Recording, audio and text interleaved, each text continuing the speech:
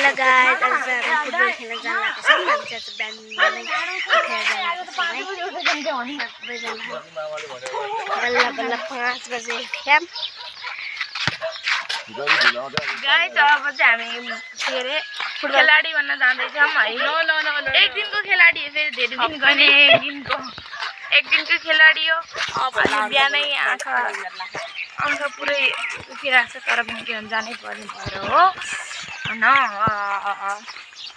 हामी चाहिँ 4 जना भर्खरका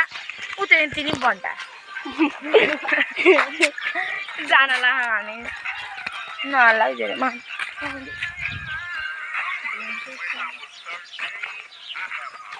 हेर्नु त्यो फुल गाइसहरु 5 जना भन्न भर्खरको बट्टो एक जना अरे अहिले देन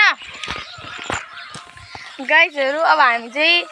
के भन्छन् उस सहरमा चाहिँ धेरै टाइम छैन पुग्नलाई अनि यिनीहरु चाहिँ दुईटा कपाल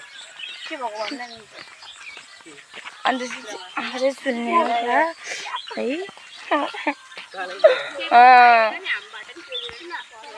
अनि त्यसपछि अनि उते चाहिँ आफ्नै सुरमा हिँडिरहेछ त्यसलाई केले के भन्नु नि पर्दैन त्यसले हामीलाई पानी छिपी उठाइ के अनि साथीहरु अब चाहिँ हामी जान्छौँ हाम्रो बहिनी नि चाहिँ हामी छ्यामाको छोरीमा हामी सेम देखिन्छौँ किनभने आँखा एउटै हो नि त यो चाहिँ दोङ हो फेरि म चाहिँ मगर है म घरती मगर यो दोङ तामाङ हो त्यस्तो कन्फ्युज चाहिँ नहुनु होला भन्ने भन्छु